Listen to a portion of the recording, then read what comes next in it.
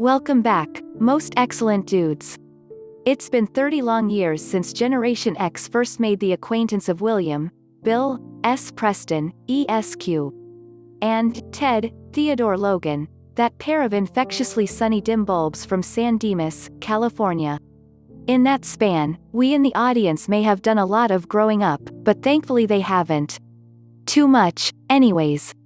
Yes, Alex Winter, Bill, and Keanu Reeves, Ted, are now 55 and 56, respectively.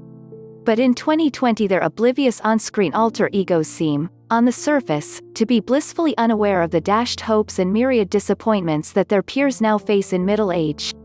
At least, that's how our two seemingly stoned heroes come off at the outset of the long-awaited new third installment in their beloved comedy franchise, Bill and Ted Face the Music, which is streaming right now in the US, and hits UK cinemas next month.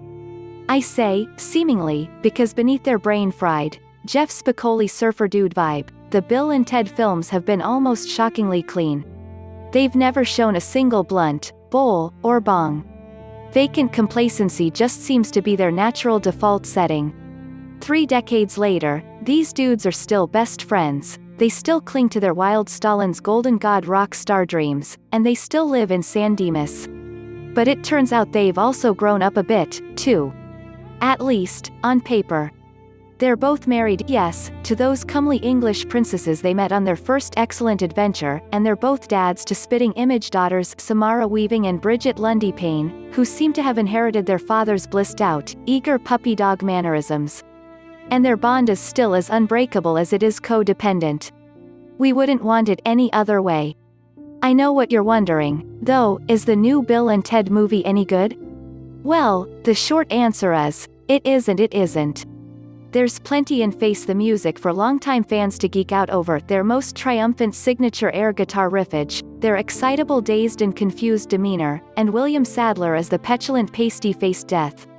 Quality is almost beside the point in a piece of pop culture nostalgia like this. The real point is that, after 3 decades, we finally have the chance to spend some more quality time in the company of these two lovable idiot savants. Which isn't something to be easily dismissed. Because in our age of pandemics and toxic political conventions, it's refreshing to see something so sweet and positive. If you're currently in your 40s or 50s, this overdue reunion will feel like no small thing.